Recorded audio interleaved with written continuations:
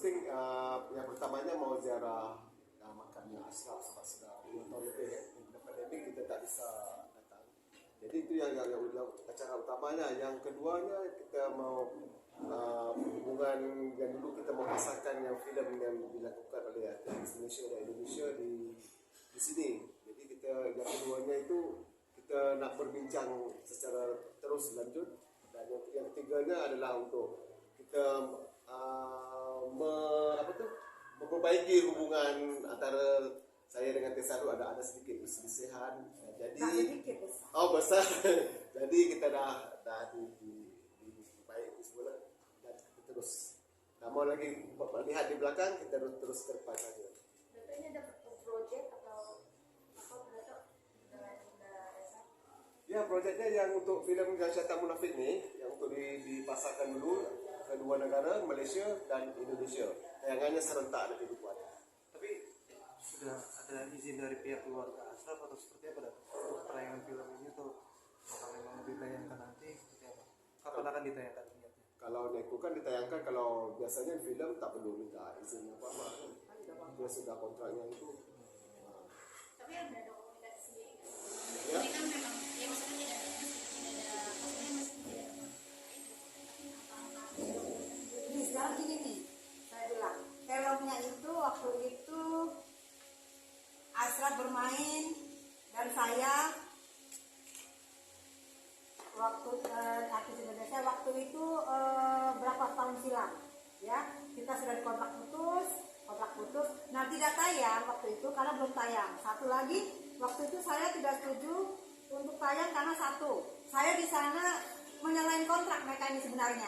Karena saya di sana syuting itu terlalu seronok dibikin mereka. Perjanjian di Indonesia nggak seronok, nggak ada gitu. Nah karena saya datang, saya di negara orang, saya lihat kok editannya kok seronok banget, saya komplain dong. Dan kalau seronok bayar mahal kali, enak aja kan gitu ceritanya. Jadi, nah tujuan utama dia adalah bahwa sebenarnya dia ini sebenarnya mau ziarah, dan ini saya sudah, kalau sudah diedit dan boleh, yang tidak penampilan terlalu seronok, oke saya pikir boleh lah. Dan dia juga kangen dengan dia mau ketemu juga sama BCL, karena BCL waktu syuting dengan Ashraf, BCL datang terus di Dato di BCL, terus datang karena nemenin Ashraf ya datang. Jadi waktu Ashraf meninggal, dia nangis mau kesini, tapi negaranya dia lockdown. Tak kesampaian karena dia sama Ashraf sangat dekat ya, karena dari itu mereka berteman dan jadi produser sangat dekat. Jadi dia pengen ziarah juga nanti dan pasti nanti ini film Ashrafnya dulu tuh mereka rebound lagi gitu. Jadi dengan tidak membuang ada Ashrafnya, karena kan di Malaysia sendiri Ashraf kan famous banget. Malaysia sendiri juga nunggu Ashraf ini hidup di film itu gitu. Beliau kan dari penyanyi dangdut, kok bisa sampai akhirnya dilirik sama dangdut sendiri untuk main film dan dipercayakan, seperti apa sih mungkin prosesnya? Sebenarnya penyelidik, saya ini casting mbak. Saya casting waktu itu, mereka buka casting di salah satu di gedung di Sudirman.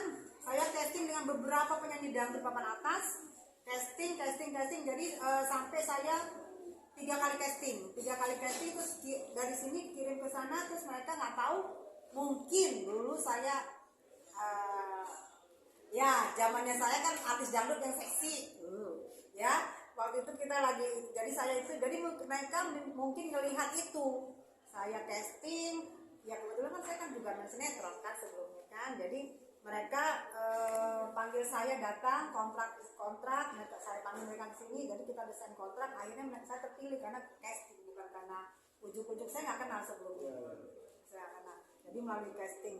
Nah kayak sekarang juga kan mereka juga mau casting lagi, mau ada film lagi, tapi saya nggak ikut lagi karena saya sudah mundur dari dunia. Nah yang saya marahin sama mereka adalah di casting itu tidak ada mengeksploitasi tubuh saya. Waktu itu memang saya ya bisa kita diklik di Google kan, seksi, tapi tidak untuk dieksploitasi sebenarnya kan. Nah mereka kamera jahat, jadi di situ yang saya komplain. Saya nggak setuju, jujur saya marah besar dan saya ancam waktu itu saya ancam kalau dikeluarin saya akan gugat. Waktu itu saya gugat, nggak main-main biar dia takut. Saya buka waktu itu 10M. Kalau kamu macam-macam sama saya, kamu tayangin, saya buka 10M. Kalau enggak, keluarin honor saya lebih naik lagi. Jadi mereka takut. Lama-lama ya udahlah, mereka juga ada tiket baik, ada segala macam, ada juga sensor-sensornya. Tapi kalau tidak disensor, saya akan tuntut. Ini kan saksi ya saya. Kalau tidak disensor, saya akan tuntut. Kita menghormati permintaan di desa. Ini pembuatan film tahun berapa ya? 2012 sudah lama. Belum ya. Sudah lama ya. Tapi kita reborn balik. Semula kita syuting di Malaysia, yang baru kita ambil yang lama ni sebabnya sini mau tu flashback. Mana yang lama tu dijadikan flashback dan yang syuting yang baru 2022 ni dijadikan yang baru. Kali jalan. Mana yang baru bercerita tentang yang lama. Berarti 2 kali syuting. 2 kali syuting ya. Sinopsisnya Ceritanya bisa dijelaskan sinopsisnya. ceritanya Ada di Sinopsisnya, jadi ini aku cerita ya. Jadi tentang seorang hantunya ini adalah seorang penyanyi yang zaman Piramli itu sangat famous. Di zaman Piramli ini namanya Paloma yang diperankan oleh saya. Jadi itu sangat famous banget, dan itu dia setiap show, setiap apa, dia pasti semua negara kunjungan ke dia show. Tapi dia ternyata memakai segala macam susu, segala macam dukun. Jadi dia mistik. Nah, Ashraf ini sebagai generasi yang kembali ke zamannya hantu saya tuh mengikuti mereka. Mereka ini pemain-pemain barunya, muda-muda itu. Nah, mereka masuk ke negara itu, tapi nanti dihantui oleh saya yang sudah mati. Sifatnya dia waktu tingkatnya.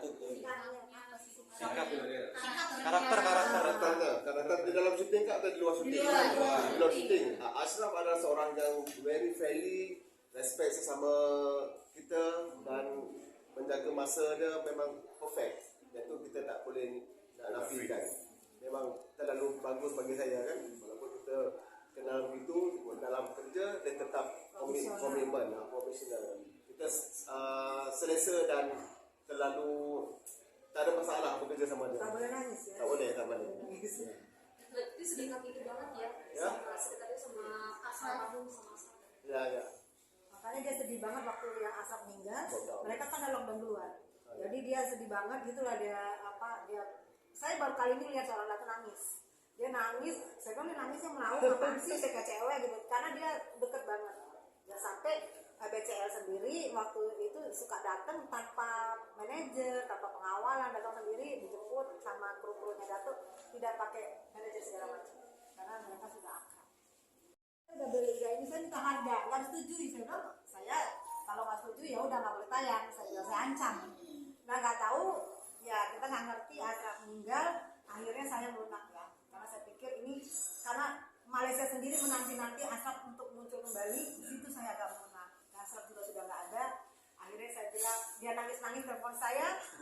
Kasihan juga kan, dia nangis karena waktu itu Ashraf meninggal, dia nangis. Terus terakhir kita ya Sedih. akhirnya saya sedih. Akhirnya ya udahlah, karena Malaysia sudah menunggu sendiri nih film. Ya, sebab lagi pun kita rencananya mau tayang 2 negara.